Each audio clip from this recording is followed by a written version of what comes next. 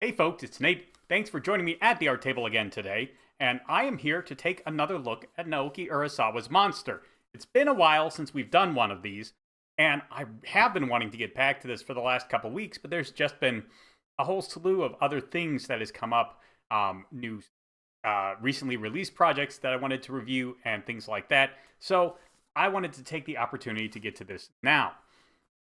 For those of you who are just joining us or who have been watching the series up to this point but have forgotten some of the details, Monster is a story about responsibility and duty as a result of the choices we make. Of course, there are many kinds of responsibilities and duties that we have in life, but this is specifically about responsibility that stems from decisions you made when you didn't entirely understand what was going on.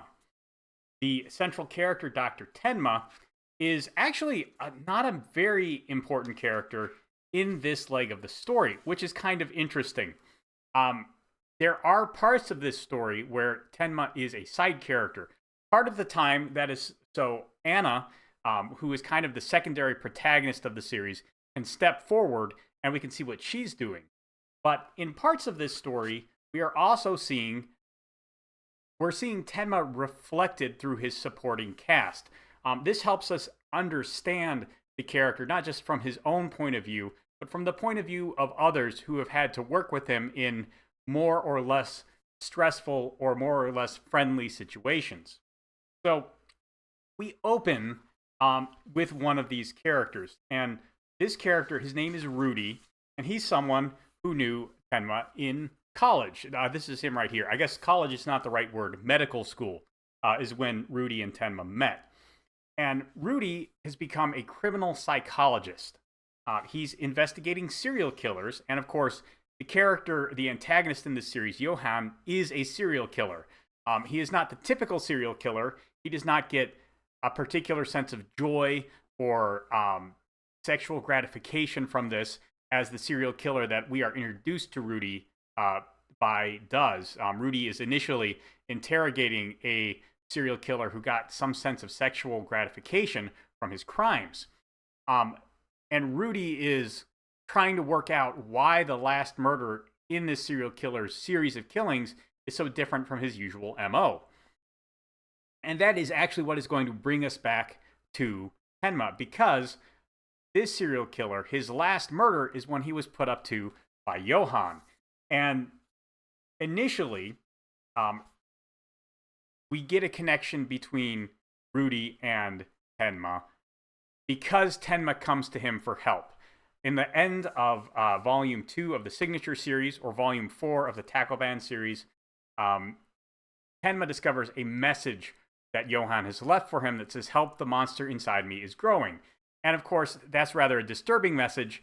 It could be a joke or a taunt, but it could also be a legitimate plea for help.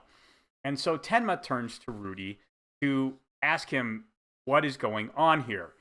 And this shows a couple of things about Tenma. First of all, Tenma is covering all of his bases. He's trying to make sure that he's not just acting on emotion. Tenma is a doctor. He's trying to diagnose the problem. That's quite commendable, even though I think most people would be okay with just, executing a person like Johan if they met them and had the opportunity. I think that Tenma's hesitation here speaks well to what he has learned from his initial actions. He initially saved Johan's life because he did not know he was dealing with a monster.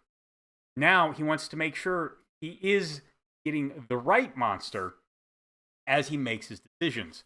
And Rudy is kind of a person who's going to help him with that. At the same time, Rudy remembers Tenma and doesn't like him very much. He thought Tenma was kind of full of himself. There's a whole kind of sub-theme to that. Rudy was cheating on a particular exam that they took together, and Tenma saw him cheating. And by the end of this, we switch from this being a point of tension between the two, where Rudy thinks that Tenma looks down on him for cheating, to Tenma telling Rudy, well, actually, he was cheating on that test too. And this becomes a shared secret between them that actually creates an emotional bond between the two of them. And I think this plays well into the theme of not fully understanding what is going on.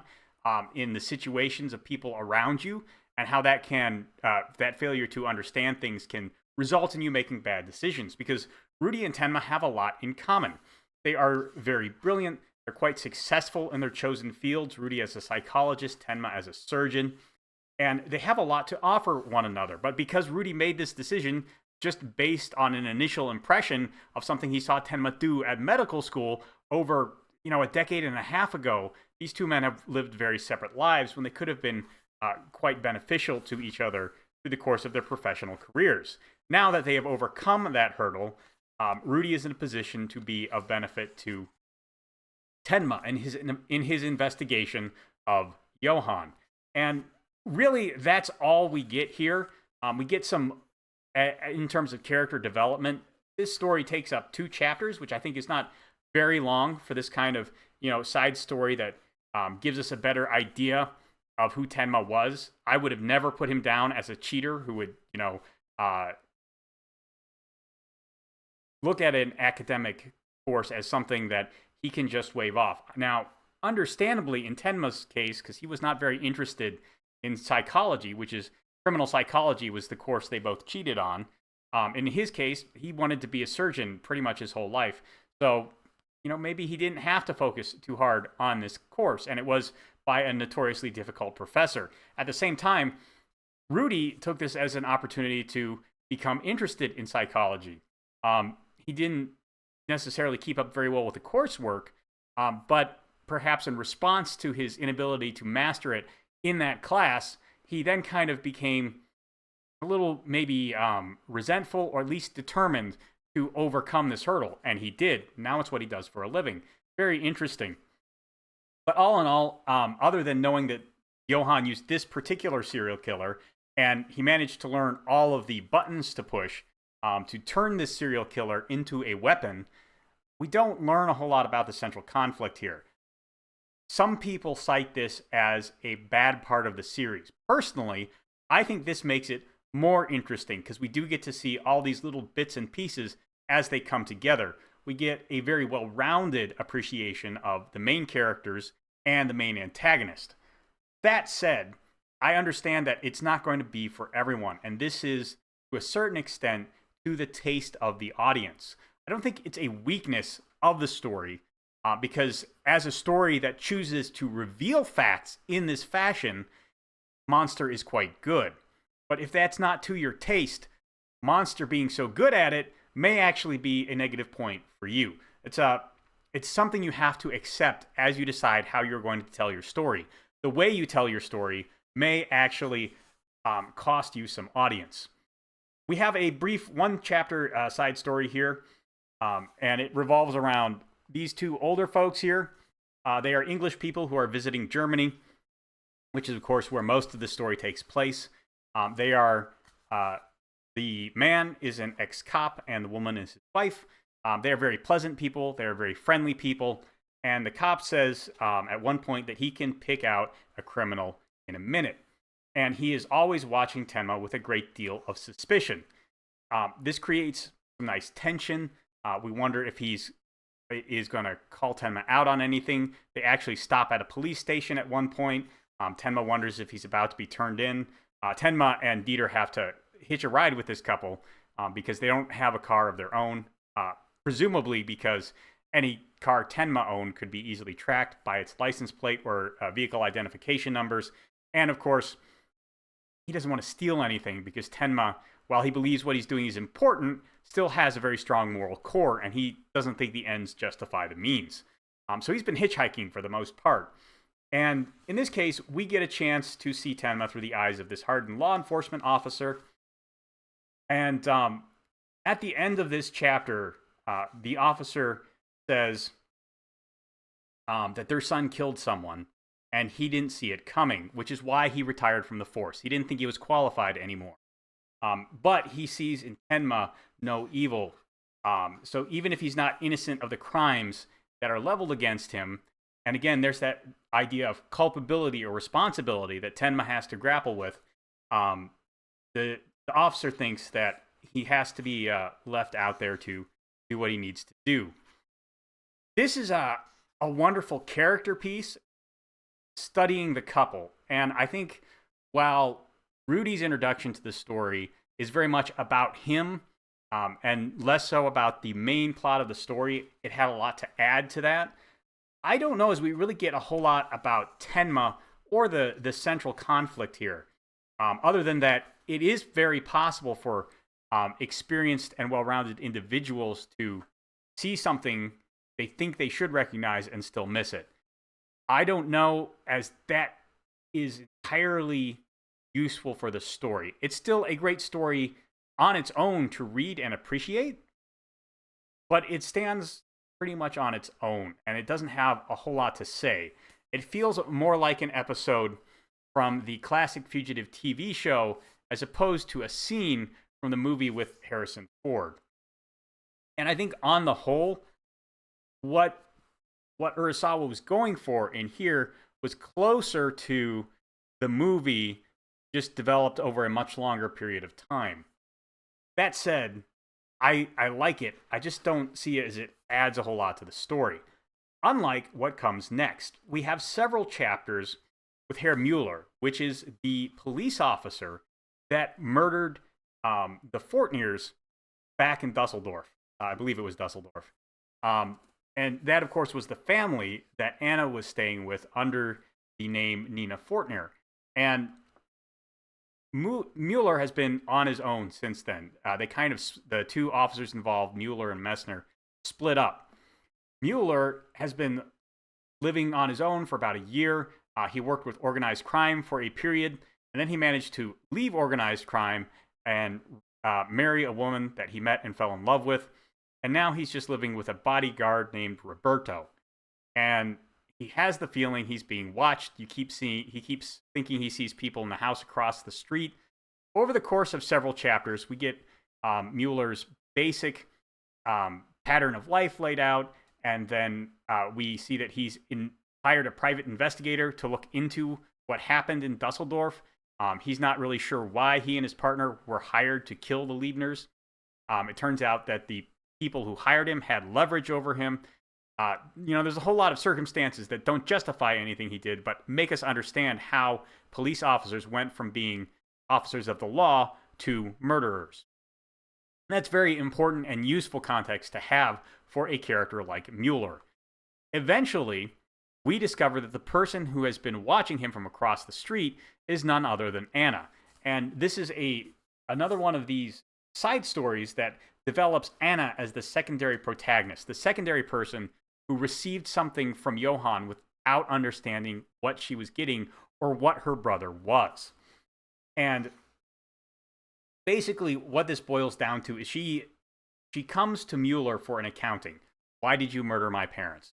And she considers just killing him because she has a gun and she could do that. But she decides that she's going to turn him in instead. She wants that justice through the correct channels. Because remember, she was studying law, and she has an understanding of what is society without law and order to isolate blood guilt from, the Avenger and the wrathful family member. Without that, she knows what you can devolve into. And so she takes this step, and eventually, this is what redeems Mueller. And this is one thing I like about Monster. There are many monsters in this story, and Mueller is one of them. I mean, let's just be honest. He murdered two people for no reason other than to cover up some of his other crimes, because he and his partner were dealing drugs out of the evidence locker. He's a bad person, but it is the work of Nina and her dedication to finding justice in the best possible format that gives him the opportunity to redeem himself. It turns out that the reason it was so easy for Mueller to get out from the thumb of organized crime, who he was working for, was because Roberto is an agent that works for Johann.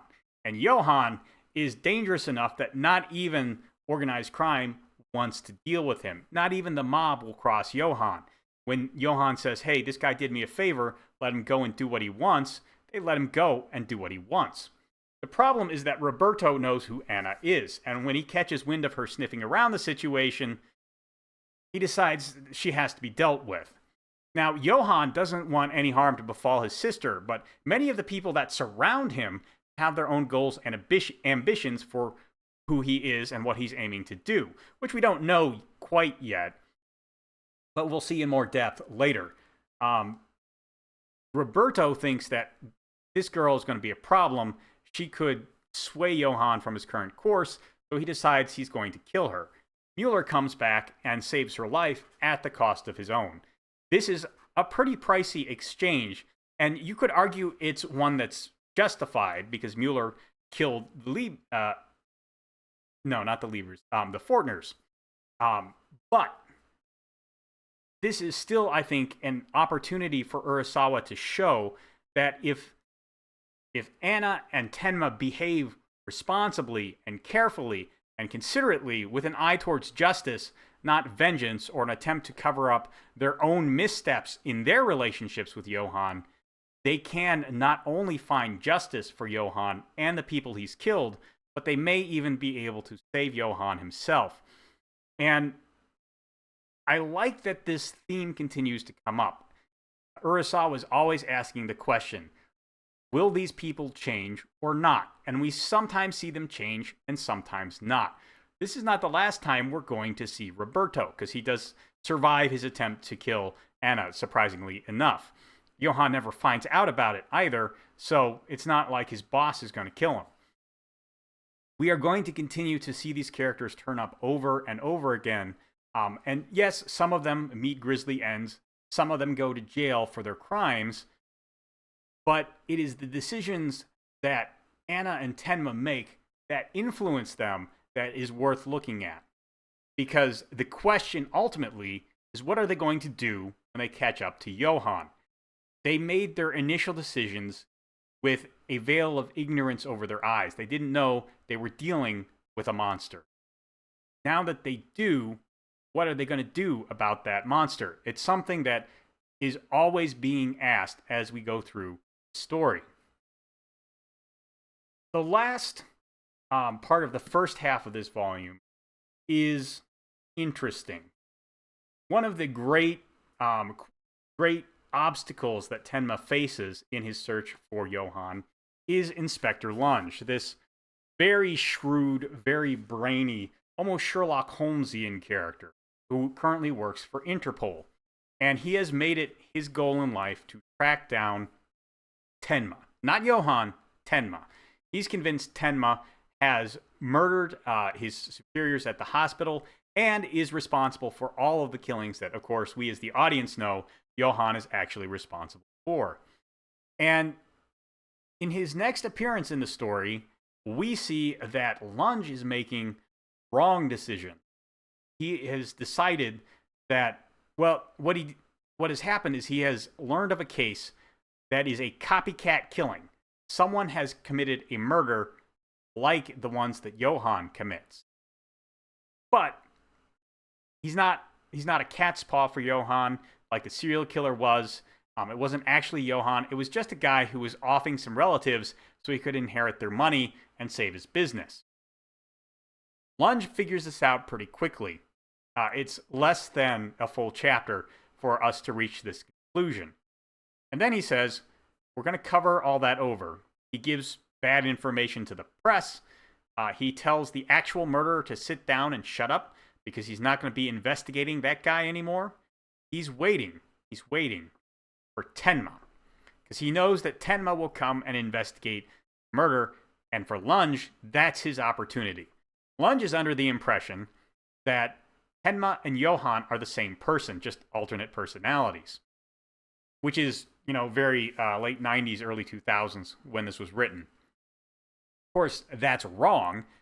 Like so many other decisions we see, especially in the early parts of Monster, Lunge has completely misunderstood the situation and is making bad decisions because of that. But this is the first time Lunge has made a decision where he goes completely off the rails. Previously, Lunge has been making moral and ethical decisions based on his false information. His belief that Tenma was the criminal was from his point of view, very well substantiated. Certainly well enough substantiated that If I were in his position, I would investigate that angle very hard. But now he's ignoring an actual crime, a crime he is pretty sure he can pin on the guilty party because he wants to catch Tenma. This isn't about justice anymore. Lunge is not doing it because he is an agent of the law and he exists to bring guilty people to justice. No, Lunge is doing it because he personally has a beef with Tenma. We've seen his marriage fall apart because he was been so focused on solving crimes before. Now that Lunge has kind of had a lot of his responsibilities as an investigator stripped away, the one case he has left, the hunt for Tenma, that's become very personal, and it's warped him. And when he confronts Tenma at the end of the first 9 chapters in this book, we see that. We see that he is not here just to catch Tenma. He is not finding satisfaction in solving a crime. He finds satisfaction in coming face to face with Tenma again because he has some kind of personal grudge against Tenma. He wants to solve this for himself, not because it's his job, not because it's his duty, not because he has some obligation or some moral compulsion to do so. He just wants Tenma for his own satisfaction. And that has led him to do some pretty evil stuff. If he's not careful, he's going to join the ranks of the monsters. And that's scary.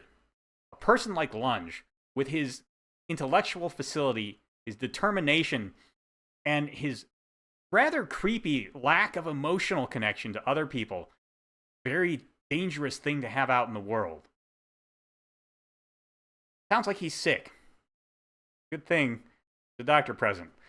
But we'll talk about that the next time we get back to this story. Until then, let me know what you think about these vignettes that tell us about the main characters of this story. There's a lot to think about there, about methodology, and about how you present these kind of moral questions. One of the reasons why I love this series so much. Let me know what you thought about it down in the comments below. There's a like button and a subscribe button down there. You can use those as you see fit, and I'll talk to you later.